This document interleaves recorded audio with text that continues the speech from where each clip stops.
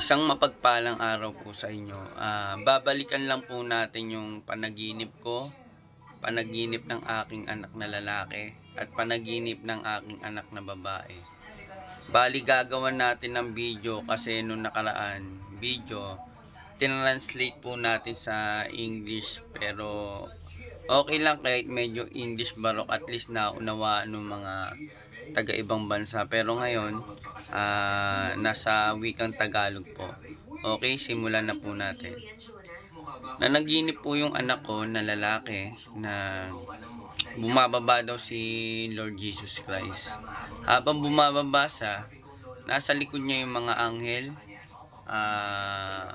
mga tao na nakalutang, gintong parisukat na kingdom o parang pader.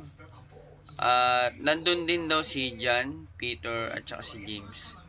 Nagtataka lang ako, paano niya nalaman yung mga pangalan ng apostol? Ni minsan, hindi nagbasa ng Bible yung aking anak.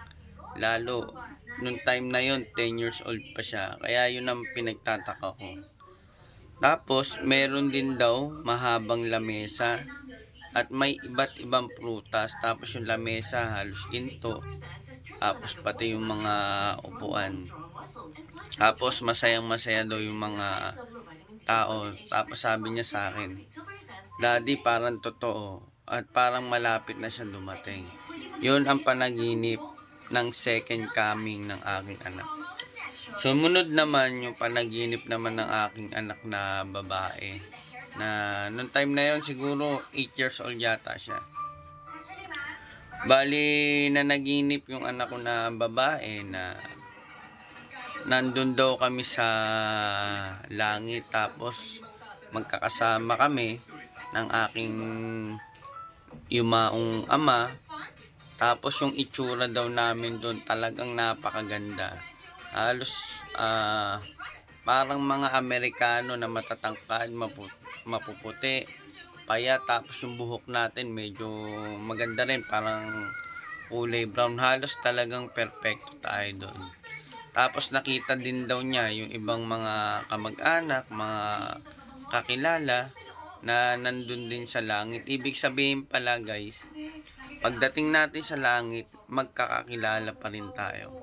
Tapos meron daw kaming mansyon na halos ginto, mala kristal, basta maganda. Tas yung mga kalsada daw doon, ginto rin.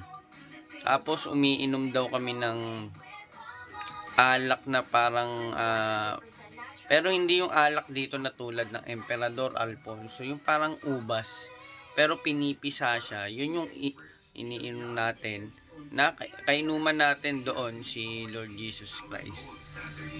Tapos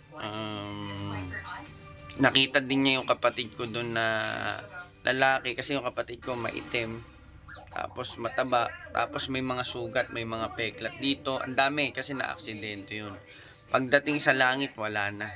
Talagang ang ganda na rin ng itsura niya. Tapos siguro ang ganda na lang doon sa panaginip ng anak ko na babae, na medyo nakalimutan ko yung ibang sinabi niya. Pero ang mahalaga doon, magkakilala tayo, tapos itsura natin talagang napakaganda. Yung panaginip ko naman na nira-rapture ako, ilang beses na ako na naginip na nira-rapture ako, na halos yung mga damit nasa baba, tapos ako nasa taas. Pero nakakapagtaka guys, simula 2020 hanggang ngayon 2023 na, araw-araw akong nananaginip. Talagang halos araw-araw, walang patid yun. At yun ang pinagtataka ko talaga. Hindi ko maipaliwanag, pero naniniwala ako na hindi normal managinip araw-araw. Halos 3 years. 3 years ako nananaginip na kung ano-ano. Okay, siguro guys, hanggang dito na lang muna. Pero eto, bibigyan ko kayo ng tip kung paano tayo maligtas, maniwala tayo kay Lord Jesus Christ, at magsisi tayo sa ating mga kasalanan. God bless po.